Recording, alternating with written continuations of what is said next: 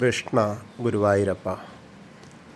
കൃഷ്ണായ വാസുദേവായ ഹരയേ പരമാത്മനെ പ്രണതക്ലേശനാശായ ഗോവിന്ദായ നമോ നമ. ഹരേ കൃഷ്ണ ഗുരുവായൂരപ്പ ശരണം. ഇന്നിപ്പോൾ ഗുരുവായൂരപ്പൻ്റെ ഉച്ചപൂജയും കളഭാലങ്കാരമൊക്കെ കഴിഞ്ഞു, നട തുറന്നു. ഇന്നിപ്പോൾ ഉദയാസ്തമന പൂജയായിരുന്നു. അതിൻ്റെ തിരക്കുകളൊക്കെ ഉണ്ട്. അത്യാവശ്യം നല്ല തിരക്കായിരുന്നു. കർക്കിടകത്തിലെ നാലമ്പല ദർശനത്തിൻ്റെ ആ തിരക്ക് ഇവിടെയുണ്ട്, പ്രതിഫലിക്കുന്നുണ്ട്. അപ്പോൾ നമുക്കെന്തായാലും ഗുരുവായൂരപ്പനെ തൊഴാനായിട്ട് പോവാം. ആ ചതുർബാഹുവായ വിഗ്രഹത്തിൽ ഏത് രൂപത്തിലാണ് ഭഗവാൻ ഭക്തരെ അനുഗ്രഹിക്കാനായിരിക്കണത് നോക്കാം. നമുക്ക് ആദ്യം തന്നെ ആ മഞ്ജുളാലിൻ്റെ അവിടെ പോയിട്ട് മഞ്ജുള വാരസ്യാരെയൊക്കെ ഒന്ന് സ്മരിച്ച് ആ ഒരു മഞ്ജുളാലിനെ ഒന്ന് പ്രദക്ഷിണമായിട്ട് ആ ഗരുഡ ശില്പമൊക്കെ കണ്ട് നമുക്കിങ്ങനെ വരാം. അങ്ങനെ വരുമ്പോൾ മേൽപ്പത്തൂർ ഓഡിറ്റോറിയത്തിൻ്റെ പുറകിലുള്ള അത്തിമര ഗണപതിയെ ഒന്ന് കണ്ടു തൊഴാം. അതിനുശേഷം നമ്മൾ ഗോപുരവാതിൽ കടന്ന് അകത്തേക്ക് വരാം. അങ്ങനെ അകത്തേക്ക് വന്ന് നമ്മൾ നേരെ വാതിൽപ്പടി കയറാൻ നിൽക്കുമ്പോൾ അതിൻ്റെ മുൻപ് മേലെ ഉള്ള കേശവൻ്റെ 2 കൊമ്പുകൾ കാണാം. അതിന് നടുക്കായിട്ട് മഹാലക്ഷ്മി ദേവീനെയും കാണാം. പിന്നീട് വരുമ്പോൾ നമ്മൾ ഇടതേ ഭാഗത്തേക്ക് നോക്കിയാൽ നാരായണീയം രചിച്ച മേൽപ്പത്തൂർ ഭട്ടതിരിപ്പാടിൻ്റെ ആ ഇരുന്ന സ്ഥലം, രചിക്കാനിരുന്ന സ്ഥലം കാണാം. അദ്ദേഹത്തിന് അവിടെ ചില്ല് വിളക്ക് വെച്ചിട്ടുണ്ട്, ചില്ല് കൂട്ടിൽ കിടാവിളക്ക് വെച്ചിട്ടുണ്ട്. വലതു ഭാഗത്തുള്ള ആദ്യത്തെ തൂണും നോക്കി തൊഴുത് അങ്ങനെ നരസിംഹാവതാരം കാണിച്ചു കൊടുത്തു എന്നാണ് പറയണത്. അങ്ങനെ നമ്മൾ അതിനെ വരുമ്പോൾ ഭഗവാന്റെ ശ്രീലകത്തേക്ക് ഇങ്ങനെ ആ പ്രകാശം ഇങ്ങനെ കാണുകയാണ്. അങ്ങനെ നോക്കുമ്പോൾ ശ്രീലകത്ത് നിന്ന് ഭഗവാന്റെ കാൽപാദങ്ങൾ കാണുന്നു, കാൽവളകൾ കാണാണ്ട്. പിന്നെ അങ്ങനെ നോക്കി വരുമ്പോൾ പച്ചപ്പട്ട് കസവ് ഇങ്ങനെ ഉള്ള ഞൊറിഞ്ഞെടുത്തിട്ടുണ്ട്. നന്നായിട്ട് നല്ല രസമായിട്ട്, എന്താ കാഴ്ച എന്നറിയോ, നല്ല രസം. അങ്ങനെ നോക്കി വരുമ്പോൾ അരമണി ഇങ്ങനെ കാണാണ്ട്, കിങ്ങിണി ഇങ്ങനെ കാണാണ്ട് ഇങ്ങനെ ഞാന്ന് കിടക്കുന്നുണ്ട്. പിന്നെ മുകളിലേക്ക് ഇങ്ങനെ നോക്കി വരുമ്പോൾ വക്ഷസ്ഥലം അങ്ങനെ കാണാണ്ട് വരുമ്പോൾ മുകളിൽ കഴുത്തിലൊരു എന്താ പറയുക, മുത്തുമണി പോലത്തെ മണിമാല കാണാണ്ട്, ഒരു വളയം പോലത്തെ മാല ഉണ്ട്, ഒരു പതക്കം പോലത്തെ മാല കാണാണ്ട്. അതേപോലെ ഇന്ന് ചതുർബാഹുവായിട്ടാട്ടോ, ശംഖ് ചക്ര ഗദാപത്മത്തോട് കൂടിയിട്ടാണ്. ആ ശംഖും ചക്രവും ഗദയൊക്കെ ഇങ്ങനെ ചന്ദനം കൊണ്ട് ഇങ്ങനെ ചാർത്തിയിട്ടുണ്ട്. അതേപോലെ പത്മം, അത് പത്മം തന്നെ ഒരു താമര നന്നായിട്ട് കൊടുത്തിട്ടുണ്ട് കയ്യിൽ. അങ്ങനെ കൈവളകൾ കാണാണ്ട്, തോൾവളകൾ കാണാണ്ട്, കാതിൽ ചെവിപ്പൂക്കൾ കാണാണ്ട്, ഒരു ഗോപീതിലകം അണിഞ്ഞിട്ടുണ്ട്, കിരീടം വെച്ചിട്ടുണ്ട്. കിരീടത്തിൻ്റെ മുകളിൽ തിരുമുടിമാലകൾ വെച്ചിട്ടുണ്ട് 2 എണ്ണം, തുളസിയും വെളുത്ത പൂവായിട്ടാണ്. അതേപോലെ തന്നെ 2 മാലകൾ. പിന്നെ ഉണ്ടമാല 1 എണ്ണം വലിയതുണ്ട്. അതിങ്ങനെ എന്താ പറയുക, തെച്ചിയും തുളസിയും വെളുത്ത പൂവായിട്ട് ഇങ്ങനെ 3 കൂടി കൂടിയിട്ടുള്ള നല്ല കട്ടിയിലുള്ളൊരു മാല. നാരായണനായിട്ടാണ്, മഹാപ്രഭുവായിട്ട് നാരായണ സ്വരൂപത്തിലാണ്. ഗുരുവായൂരപ്പൻ തന്നെ ഗുരുവായൂരപ്പൻ്റെ സ്വരൂപത്തിലാണ്. അങ്ങനെ നോക്കുമ്പോൾ അടിയിൽ 2 ഭക്തരും ഇങ്ങനെ നിൽക്കുന്നുണ്ട് കേട്ടോ. ആരാണ് ആ 2 ഭക്തരെന്ന് അറിയില്ല. എന്തായാലും ആ ഭക്തരെ അനുഗ്രഹിച്ചുകൊണ്ടാണ്.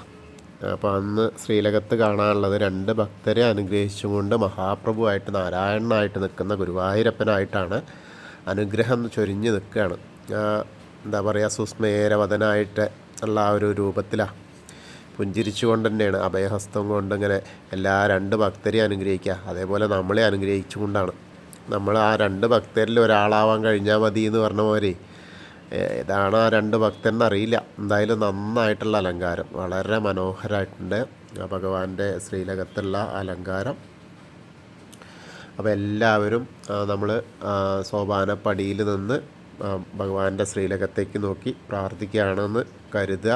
മനസ്സ് കണ്ട് വരട്ടെ. മനസ്സ് ഗുരുവായൂരിൽ ആ സന്നിധിയിൽ എത്തിയിട്ട് പ്രാർത്ഥിക്കുന്നത് പോലെ എല്ലാവരും ശ്രമിക്കുക. അപ്പോൾ നമ്മുടെ മനസ്സിന് ആ ഗുരുവായൂരപ്പനെ ദർശിക്കാൻ കഴിയും.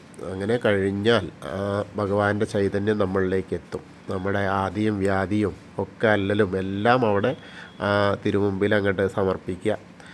അതിനുശേഷം നമ്മൾ തൊഴുതിറങ്ങിയിട്ട് നേരെ സോപാനപ്പടിയിൽ നിന്ന് ഇറങ്ങിയാൽ ഫസ്റ്റ് കാണുന്ന ബലിക്കല്ല്, അത് അഗ്നികോണിലുള്ള ബലിക്കല്ല് നോക്കിയിട്ട് തൊഴുത് പിന്നീട് തിടപ്പള്ളി നോക്കി തൊഴുക.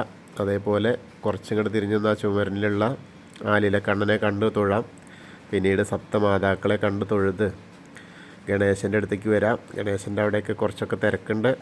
അങ്ങനെ ആ തിരക്കിലെ ഇടയിൽ കൂടെ അങ്ങനെ വന്നു കഴിഞ്ഞാൽ ഗണേശനെ നോക്കി കാണുമ്പോൾ എന്താ വെച്ചാൽ കണ്ണൻ്റെ പോലെ തന്നെയാണ് പീലി ഇന്നുണ്ട്. നന്നായിട്ടുള്ള അലങ്കാരമൊക്കെ ആയിട്ടുണ്ട്, ചാർത്തൊക്കെ ആയിട്ട് ഇങ്ങനെ നല്ല രസമായിട്ട് കൊമ്പും തുമ്പിക്കൈയൊക്കെ ആയിട്ട് നല്ല രസമായിട്ട് ഇങ്ങനെ അലങ്കരിച്ചിട്ടുണ്ട്. ധാരാളം അർച്ചന പൂക്കളുണ്ട്, ധാരാളം മാലകളുണ്ട്. അപ്പം എല്ലാവരും ആ ഗണേശനെ കണ്ട് പ്രാർത്ഥിച്ചോളൂ കേട്ടോ. ഏകദന്തം മഹാകായം തപ്തകാഞ്ചന സന്നിഭം ലംബോദരം വിശാലാക്ഷം വന്ദേഹം ഗണനായകം. അത് കഴിഞ്ഞാൽ സരസ്വതി അറയിലേക്ക് നോക്കുക. അപ്പോൾ സരസ്വതി ദേവി ഇങ്ങനെ കാണാം, ഫോട്ടോ കാണാം. അവിടെ ഒരു മാല ഉണ്ട്, തെച്ചിയും തുളസിയുള്ളത്, വെളുത്ത പൂവുണ്ട്. അപ്പോൾ സരസ്വതി ദേവീനെ പ്രാർത്ഥിക്കുക. സരസ്വതി നമസ്തുഭ്യം വരദേ കാമരൂപിണി വിദ്യാരംഭം കരിഷ്യാമി സിദ്ധിർഭവതു മേ സദാ. അങ്ങനെ കണ്ട് തൊഴുത് അവിടെ നിന്ന് ഇങ്ങനെ വരുമ്പോൾ ചെറിയ ഗണപതിനെയും മായാദേവീനെയൊക്കെ കണ്ട് മത്സ്യം, കൂർമ്മം, വരാഹം, നരസിംഹം വരെയുള്ള രൂപങ്ങളൊക്കെ കാണാം. അതൊക്കെ കണ്ട് തൊഴാം. അങ്ങനെ വന്ന് മേൽശാന്തിന് അവിടെ നിന്ന് അർച്ചന പ്രസാദമൊക്കെ വാങ്ങാം. അങ്ങനെ അത് കഴിഞ്ഞാൽ നേരെ വാമനരൂപവും അതേപോലെ ഗജേന്ദ്രമോക്ഷത്തിൻ്റെ രൂപവും, നമ്മൾ ഗജേന്ദ്രമോക്ഷത്തിൻ്റെ കഥയൊക്കെ ഇട്ടിട്ടുണ്ടായിരുന്നു, വായിച്ചിട്ടുണ്ടാവുമെന്ന് വിചാരിക്കണം. അങ്ങനെ ഗജേന്ദ്രമോക്ഷം കണ്ട് തൊഴാം. അതേപോലെ ഇന്നലത്തെ രൂപം ഉണ്ടായിരുന്ന ഗരുഡാരൂഢനായിരിക്കുന്ന മഹാവിഷ്ണു അങ്ങനെ കാണാം. അത് കണ്ട് തൊഴുത് അനന്തശായിയായ അനന്തപത്മനാഭനെ കണ്ട് തൊഴാം. അവിടെയും ധാരാളം മാലകളുണ്ട്. താമരമാല കാണാനുണ്ട്, വെളുത്ത മുല്ലപ്പൂവിൻ്റെ മാല കാണാനുണ്ട്, തുളസിമാല ഉണ്ട്. അതൊക്കെ അവിടെ കണ്ട് തൊഴുത് നമ്മൾ ശ്രീകോവിലിൻ്റെ പുറകുവശത്തായി വന്ന് സാഷ്ടാംഗം നമസ്കരിക്കുക. പിന്നീട് ബാക്കിയുള്ള ദശാവതാര വിഗ്രഹങ്ങളൊക്കെ കണ്ടുവരിക. മുരുകനെ കാണാം, അതേപോലെ കണ്ണനെ കണ്ട് ഹനുമാൻ സ്വാമിയുടെ അടുത്ത് വരിക. അവിടെ നിന്ന് കാര്യമായിട്ട് മാലകളൊന്നുമില്ല, കുറച്ച് കുങ്കുമമുള്ളൂ. അപ്പോൾ ഹനുമാൻ സ്വാമിയെ കണ്ട് പ്രാർത്ഥിക്കുക കേട്ടോ. ത്വമസ്മിൻ കാര്യനിര്യാഗേ പ്രമാണം ഹരിസത്തമ ഹനുമാൻ യജ്ഞമാസ്തായ ദുഃഖക്ഷയകരോ ഭവ മനോജവം മാരുതതുല്യവേഗം ജിതേന്ദ്രിയം ബുദ്ധിമതാം വരിഷ്ഠം വാദാത്മജം വാനരയൂതമുഖ്യം ശ്രീരാമദൂതം ശിരസാ നമാമി. ബുദ്ധിർബലം യശോധൈര്യം നിർഭയത്വം അരോഗത അജാഡ്യം വാക്പടുത്തം ഹനുമസ്മരണാത് ഭവേത്. ഓം നമോ ഭഗവതേ ആഞ്ജനേയായ മഹാബലായ സ്വാഹ. അത് കഴിഞ്ഞ രാധാകൃഷ്ണ വിഗ്രഹവും അതേപോലെ കാളിയമർദ്ദന രൂപവും വെണ്ണക്കണ്ണൻ്റെ രൂപമൊക്കെ കണ്ട് തൊഴുത് നമ്മളിങ്ങനെ ഓവിൻ്റെ അവിടേക്ക് വീണ്ടും വന്ന് ഓവിൻ്റെ അവിടെ പ്രാർത്ഥിക്കുക. അങ്ങനെ കുറച്ച് പടിഞ്ഞാട്ടുകൾ മാറി നിന്നാലേ താമരക്കണ്ണനെ, കൽപ്പവൃക്ഷത്തിൻ്റെ ചുവട്ടിലിരിക്കുന്ന ആ താമരക്കണ്ണനെ കണ്ട് തൊഴാം. പിന്നെ അങ്ങനെ നോക്കിയിട്ട് നമ്മൾ കിഴക്കോട്ട് നോക്കിക്കഴിഞ്ഞാൽ ആ മുകളിലേക്ക് ഇങ്ങനെ നോക്കിക്കഴിഞ്ഞാൽ കൊടിമരത്തിൻ്റെ മുകളിലുള്ള ഗരുഡധ്വജനായിട്ടുള്ള കൊടിമരത്തിൻ്റെ തലപ്പ് ഇങ്ങനെ കാണാം. അപ്പോൾ അതൊന്ന് കണ്ട് വന്ദിക്കാം. അതേപോലെ കിഴക്കേ വശത്തുള്ള ഒരു ഗ്രില്ലിനപ്പുറത്തുള്ള മണിക്കിണർ നോക്കി തൊഴാം. അതേപോലെ നൃത്താറയിലേക്ക് നോക്കിയിട്ട് കിടാവൾക്ക് കത്തുന്ന കാണാം. അവിടെ നോക്കി നമ്മുടെ പൊന്നുണ്ണി നൃത്തം ചെയ്യുന്നതായിട്ട് സങ്കല്പിക്കുക. അപ്പോൾ ആ ഒരു കാഴ്ച നമുക്ക് കാണും. പിന്നീട് നമ്മളിങ്ങനെ വരുമ്പോൾ നേരെ വന്ന് ആ കുറൂരമ്മേനെ, നാരദരെയൊക്കെ കണ്ട് വസുദേവരെയൊക്കെ കണ്ട് വടക്കേ നടയിലൂടെ പുറത്തിറങ്ങാം. അങ്ങനെ വന്ന് നമ്മൾ നേരെ വന്ന് പ്രസാദ കൗണ്ടറിൽ നിന്ന് ചന്ദനവും തീർത്ഥമൊക്കെ വാങ്ങിയിട്ട് തൊട്ട് വീണ്ടും നമ്മൾ എടത്തരികത്തുകാവിലെ ഭഗവതീനെ കാണാനായിട്ട് പോവാം. ഭഗവതിയുടെ അവിടെ വരുമ്പോൾ തിരക്കാണ് കേട്ടോ. എന്നാലും അതിൻ്റെ കൂടെ അങ്ങനെ വരുമ്പോൾ ഗോളക തന്നെയാണ് വെച്ചെന്ന്. അപ്പോൾ വൈകുന്നേരം ആകുമ്പോഴേക്കാണ് അലങ്കാരമൊക്കെ മുഴുവനായിട്ട് വരുന്നത്. എന്നാലും ബാക്കി ഒക്കെ നന്നായിട്ട് ചാർത്തിയിട്ടുണ്ട്. അപ്പോൾ അവിടെ ധാരാളം പൂക്കളുണ്ട്. അപ്പോൾ അമ്മേനെ കണ്ട് പ്രാർത്ഥിച്ചോളൂ. സർവമംഗളമാംഗല്യേ ശിവേ സർവാർത്ഥസാധികേ ശരണ്യേ ത്രയംബകേ ഗൗരി നാരായണി നമസ്തുതേ. അമ്മയെ കണ്ട് പ്രാർത്ഥിച്ച് അനുഗ്രഹം വാങ്ങിയിട്ട് നമ്മൾ അവിടുന്ന് ഇങ്ങനെ പോരുക. അങ്ങനെ പോന്ന് നേരെ വന്ന് നമ്മൾ ആ കോർണറിലെത്തിയാലേ മമ്മിയൂരപ്പനെ പ്രാർത്ഥിക്കാം. നമശിവായ നമശിവായ നമശിവായ എന്നുള്ള പഞ്ചാക്ഷരി മന്ത്രം ജപിച്ച് മമ്മിയൂരപ്പനെ പ്രാർത്ഥിക്കുക.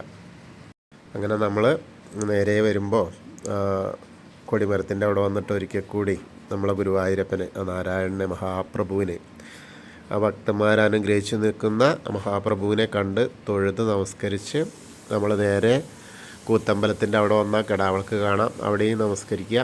പിന്നീട് നമ്മൾ അയ്യപ്പസ്വാമിയുടെ അവിടേക്ക് വരിക. അയ്യപ്പസ്വാമിയുടെ അവിടെ വന്നാൽ അയ്യപ്പസ്വാമിയുടെ അവിടെയും അങ്ങനെ അലങ്കാരമായിട്ടുണ്ട്. വലിയ കിരീടം അങ്ങനെ വെച്ചിട്ടുണ്ട്, വലിയ മാലകളുണ്ട്, ഗോപി പൊട്ട് വെച്ചിട്ടുണ്ട്, ചെവിപ്പൂക്കളുണ്ട് കാതിൽ. അങ്ങനെ ആ ഒരു നീല കളറ് പട്ട് ഇങ്ങനെ ഇതുണ്ട്. അതിൻ്റെ മുകളിൽ വെളുത്ത ഇതുണ്ട്. അയ്യപ്പസ്വാമിയെ പ്രാർത്ഥിച്ച് ഭൂതനാഥ സദാനന്ദ സർവഭൂതദയാപര രക്ഷ രക്ഷ മഹാബാഹു ശാസ്ത്രേ സ്തുഭ്യം നമോ നമ എന്നിട്ട് നമ്മൾ പ്രദക്ഷിണമായിട്ട് വന്ന് നേരെ പടിഞ്ഞാറ നടയിലുള്ള ദീപസ്തംഭത്തിൻ്റെ മുകളിലുള്ള വേണുഗോപാലിനെ കണ്ടു തൊഴാം. കൊടിമരത്തിൻ്റെ മുകളിലുള്ള ഗരുഡധ്വജനെയും കണ്ട് തൊഴുത് പടിഞ്ഞാറ നടയിൽ കൂടെ നമ്മൾ പുറത്തേക്ക് വരാം. പുറത്തേക്ക് അങ്ങനെ വന്ന് നേരെ വരുന്നത് രുദ്രതീർത്ഥത്തെ പ്രദക്ഷിണം ചെയ്യാനായിട്ട് പോവാം. അപ്പോൾ നമ്മളെ കാളിയമർദ്ദന രൂപത്തിലിരിക്കുന്ന ഉണ്ണിക്കണ്ണനെ അവിടെ കാണാം, കുളത്തിൻ്റെ നടുക്കായിട്ട്.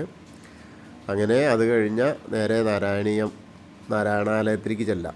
അവിടെ ചെല്ലുമ്പോൾ പൂന്താനം പൂജിച്ചിരുന്ന ആ വിഗ്രഹം കാണാം.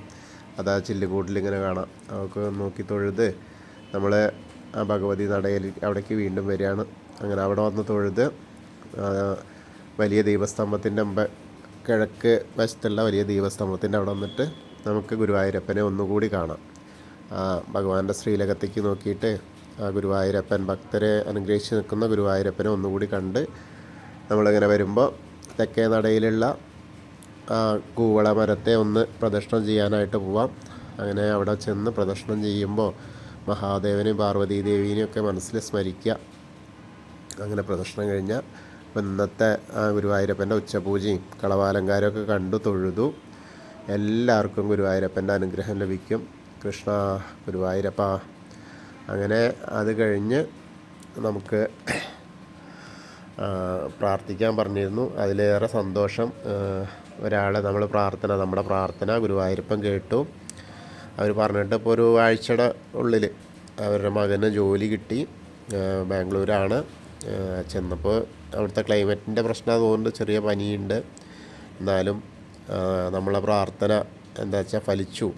അമ്മയുടെ പ്രാർത്ഥനയും നമ്മളെല്ലാവരെയും കൂടി കൂട്ടായ പ്രാർത്ഥന ഫലിച്ച് ഗുരുവായൂരപ്പൻ തന്നെ കടാക്ഷിച്ച് ആ കുട്ടിക്ക് ബാംഗ്ലൂർ ജോലി കിട്ടിയിട്ടുണ്ട്. അപ്പോൾ ഞാൻ പറഞ്ഞു, ഇനി ഇവിടേക്ക് വഴിപാട് എന്തെങ്കിലും പ്രാർത്ഥിക്കുക, വന്നിട്ട് വരുമ്പോൾ ഗുരുവായൂരപ്പനെ വന്ന് കാണുക. അതേപോലെ അമ്മോടും പറഞ്ഞു. അമ്മ അത് കേൾക്കുന്നുണ്ടാവും. കാരണം എന്താ വെച്ചാൽ നമ്മളെ ഗ്രൂപ്പിൽ തന്നെ ഉണ്ട്. നമ്മളോട് പ്രാർത്ഥിക്കാൻ പറഞ്ഞതാണ്. അപ്പോൾ നമ്മുടെ പ്രാർത്ഥന ഗുരുവായൂരപ്പൻ സ്വീകരിക്കുന്നുണ്ട് എന്നാണ്. അപ്പോൾ അതേപോലെ ഇന്നും നമ്മളോട് പ്രാർത്ഥിക്കാൻ പറഞ്ഞിട്ടുണ്ട്. അപ്പോൾ ആ പറഞ്ഞ ആൾക്കാർക്ക് വേണ്ടിയിട്ട്, നമ്മളെ തന്നെ ബാക്കിയുള്ള കുടുംബക്കാർക്ക് വേണ്ടിയിട്ട് തന്നെ പറയാം. നമ്മുടെ ഗ്രൂപ്പ് ഒരു കുടുംബമായിട്ടാണ്. അപ്പോൾ അവർക്ക് വേണ്ടിയിട്ട് പ്രാർത്ഥിക്കാം. മിഥുൻ അനിയനാണ്, ജോലി കിട്ടാൻ വേണ്ടിയിട്ടാണ്. അതേപോലെ സിന്ധു ചതയം ആഗ്രഹ സാഫല്യത്തിന് വേണ്ടിയിട്ട്. ധന്യ അശ്വതി അസുഖം മാറാൻ വേണ്ടിയിട്ട്. സുനിൽകുമാർ അശ്വതി ശരീര സൗഖ്യത്തിന് വേണ്ടിയിട്ട്. പ്രിൻസി പൂയം, സൗമ്യ ഉത്രട്ടാതി, സിബി പൂയം അവർക്ക് ജോലി കിട്ടാനും. ലോഹിതാക്ഷൻ പൂരോട്ടാതി ശരീര സൗഖ്യത്തിന് വേണ്ടിയിട്ട്. അതേപോലെ സുവിന വിമൽ ജോലി സന്താന സൗഭാഗ്യം കിട്ടാനും. സബിതയുടെ മോൾക്ക് ഇൻ്റർവ്യൂവിൽ വിജയം കിട്ടണം. അങ്ങനെ പറഞ്ഞിട്ടാണ് നമ്മളോട് പ്രാർത്ഥിക്കാൻ പറയുന്നത്. അപ്പോൾ അവർക്ക് വേണ്ടിയിട്ടും കൂടി നമുക്ക് പ്രാർത്ഥിക്കാം. എല്ലാവർക്കും, നമ്മുടെ കൂടെ നിൽക്കുന്ന എല്ലാവർക്കും ഗുരുവായൂരപ്പൻ്റെ അനുഗ്രഹം ലഭിക്കട്ടെ. അവരുടെ ആവശ്യങ്ങളെല്ലാം ഗുരുവായൂരപ്പൻ അറിഞ്ഞ് പ്രാർത്ഥന കൊണ്ട് നേടിക്കൊടുക്കട്ടെ. ഇനി നമുക്ക് ചെറിയൊരു കഥ പറയാം. രാമായണ മാസമായ കർക്കിടകം കൊണ്ട് നമുക്ക് ശ്രീരാമചന്ദ്രൻ്റെ കഥ തന്നെ തുടരാം. ശരിക്കും ഒരു താടക വധത്തിൻ്റെ കാര്യമാണ് പറയുന്നത്. വിശ്വാമിത്രൻ്റെ യാഗരക്ഷയ്ക്കും താടകയുടെ ഭീകരതയും അയോധ്യയിലെ രാജകുമാരന്മാരായ രാമനും ലക്ഷ്മണനും കൗമാര പ്രായത്തിലെത്തിയപ്പോൾ മഹർഷി വിശ്വാമിത്രൻ ദശരഥ മഹാരാജാവിൻ്റെ കൊട്ടാരത്തിലെത്തി. താൻ അനുഷ്ഠിക്കുന്ന യാഗത്തിന് രാക്ഷസന്മാരിൽ നിന്ന് നിരന്തരമായ ശല്യമുണ്ടാകുന്നതായും യാഗം പൂർത്തിയാക്കാൻ രാമൻ്റെ സഹായം ആവശ്യമാണെന്നും വിശ്വാമിത്രൻ ദശരഥനോട് അഭ്യർത്ഥിച്ചു. ആദ്യം മകൻ്റെ സുരക്ഷയെക്കുറിച്ച് ആശങ്കപ്പെട്ട ദശരഥൻ താൻ വന്നാൽ മതിയോ എന്നൊക്കെ ചോദിക്കും. അപ്പോൾ വസിഷ്ഠ മഹർഷി പറയും, അല്ല, രാമനെയും ലക്ഷ്മണനെയും മതി എന്ന് പറഞ്ഞ് വിശ്വാമിത്രനോടൊപ്പം പറഞ്ഞയക്കും. കാരണം രാമൻ ഒരുപാട് എന്താ പറയുക, അത്ഭുതങ്ങളുള്ള ആ ഒരു വിഷ്ണുവിൻ്റെ അവതാരമാണെന്നൊക്കെ പറഞ്ഞ് മനസ്സിലാക്കിച്ചു. അങ്ങനെ യാത്രാമധ്യേ വിശ്വാമിത്രൻ രാമന് ബല, അതിബല തുടങ്ങിയ വിദ്യകൾ ഉപദേശിച്ചു നൽകി. വിശപ്പും ദാഹവും അറിയാതിരിക്കാനും രാക്ഷസന്മാരെ നേരിടാനുള്ള ശക്തി നേടാനും ഈ വിദ്യകൾ രാമനെ സഹായിച്ചു. അവർ മുന്നോട്ട് പോകുമ്പോൾ ഭീകരമായ ഒരു വനത്തിലെത്തി. വിശ്വാമിത്രൻ ആ വനത്തെക്കുറിച്ച് രാമനോട് വിശദീകരിച്ചു. ആ വനം താടക എന്ന രാക്ഷസിയുടെ വാസസ്ഥലമായിരുന്നു. താടക സുകേതു എന്ന യക്ഷൻ്റെ മകളും സുന്ദൻ്റെ ഭാര്യയും മാരീചൻ്റെ മാതാവുമാണ്. അഗസ്ത്യമുനിയുടെ ശാപം നിമിത്തം താടകയ്ക്കും കുടുംബത്തിനും രാക്ഷസരൂപം ലഭിക്കുകയായിരുന്നു. 1000 ആനകളുടെ ശക്തിയുണ്ടായിരുന്ന താടക ആ പ്രദേശത്തെ ജനങ്ങൾക്ക് ഒരു പേടിസ്വപ്നമായിരുന്നു. അവൾ യാഗം നടത്തുന്നവരെയും സാധാരണക്കാരെയും ഒരുപോലെ ദ്രോഹിച്ചിരുന്നു. അവളുടെ ആ ഭീകരമായ രൂപവും ആക്രമാസക്തമായ സ്വഭാവവും കാരണം ആരും വനത്തിലേക്ക് പ്രവേശിക്കാൻ ധൈര്യപ്പെട്ടില്ല. താടകയുടെ ഭീകരത മനസ്സിലാക്കിയ രാമൻ അവൾ ഉണ്ടാക്കുന്ന ബുദ്ധിമുട്ടുകൾ അവസാനിപ്പിക്കാൻ തീരുമാനിച്ചു. ഒരു സ്ത്രീയെ വധിക്കുന്നതിനുള്ള ധർമ്മസങ്കടം രാമനെ അല്പനേരത്തേക്ക് അലട്ടി. അപ്പോൾ വിശ്വാമിത്രൻ രാമനെ ഉപദേശിച്ചു, ഒരു സ്ത്രീയായാലും പുരുഷനായാലും ദുഷ്ടശക്തികളെ ഇല്ലാതാക്കുക എന്നത് ക്ഷത്രിയ ധർമ്മമാണ്. ലോകത്തിൻ്റെ നന്മയ്ക്ക് വേണ്ടി താടകയെ വധിക്കേണ്ടത് അത്യന്താപേക്ഷിതമാണ്.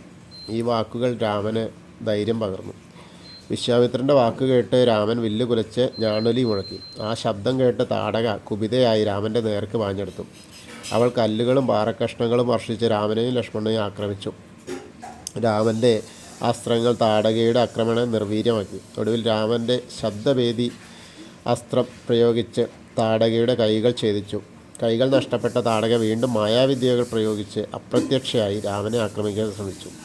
എന്നാൽ രാമൻ്റെ അസ്ത്രങ്ങൾ താടകയുടെ മായാവിദ്യകളെയും ഭേദിച്ചു. അവസാനം വിശ്വാമിത്രൻ്റെ നിർദ്ദേശപ്രകാരം രാമൻ ഒരു അസ്ത്രം താടകയുടെ ഹൃദയത്തിലേക്ക് തൊടുത്തുവിട്ടു. താടക നിലം പതിച്ചു മരിച്ചു. താടകയുടെ മരണത്തോടെ ആ പ്രദേശം ശാന്തമായി. ദേവന്മാരും മഹർഷിമാരും ആകാശത്തു നിന്ന് രാമനെ അഭിനന്ദിച്ചു. വിശ്വാമിത്രൻ രാമനെ കെട്ടിപ്പിടിച്ച് അനുഗ്രഹിക്കും, നിരവധി ദിവ്യാസ്ത്രങ്ങൾ സമ്മാനിക്കുകയും ചെയ്തു.